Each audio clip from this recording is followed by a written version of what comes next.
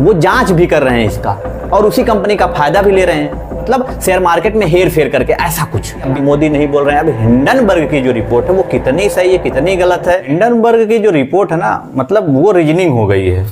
IAS का exam हो गया, समझ में नहीं आ रहा होगा आप लोगों को, आपको नहीं सबको समझ में नहीं आ रहा है ये क्या है। अमेरिका वालों ने ये एक बार अडानी के खिलाफ रिपोर्ट जारी की थी, फिर जारी कर दी। आसान भाषा में उसको बिल्कुल समझते हैं। आसान भाषा मतलब आपको समझ में आ जाएगा, और नहीं समझ में आएगा तो समझवा देंगे, लेकिन समझ में आएगा। सेबी क्या है सारी चीजें बताएंगे।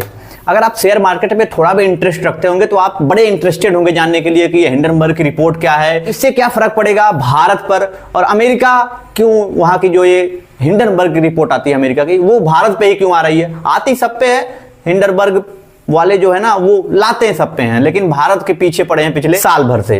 पहले तो आपको बताते हैं सेबी क्या है। सेबी एक समझ लीजिए कि जो शेयर मार्केट है ना उसकी निगरानी रखती है सारी चीजों का, वो करता धरता सारी चीजों का है। अब उसके जो अध्यक्ष हैं, या सेबी की एक तरीके से आप कह देते हैं कि जो चला रहा है, मॉनिटर कर रहा है, जो उनका नाम है माधवीपुरी बुच और उनके पति है धवल बुच। अब इन पे आरोप लगा है ना, जो अडानी की कंपनी विदेश में है, तो वो जो कंपनी है उससे जो फायदा मिल रहा है ना कहीं इनका भी हाथ है। मतलब जो माधवीपुरी बुच हैं और उनके पति, इनको भी फायदा हो रहा है। और ये भी कहा जा रहा है, जो पहली रिपोर्ट आई थी उसमें कहा जा रहा है कि ये जो सेबी के अध्यक्ष, ये जब जो माधवीपुरी बुच हैं या धवल बुच हैं, वो जांच भी कर रहे हैं इसका और उसी कंपनी का फायदा भी ले रहे हैं।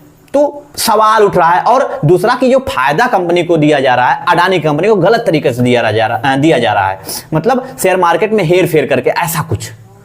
अब इसको लेकर विपक्ष, सत्ता पक्ष, तकरार जारी, सब परेशान। अच्छा, विपक्ष वाले खुश हो गए, कम से कम चलो भैया मोदी की जो सपोर्ट में है अडानी, उनके खिलाफ एक मिला हिंडनबर्ग। अब हिंडनबर्ग की जो रिपोर्ट है वो सही है गलत है वो जांच का विषय है। हिंडनबर्ग को नोटिस भी सेबी ने दिया था कि आप बताइए क्या क्या है, उसके पहले वाले मामले में जो करीब 6 महीने पहले हुआ था।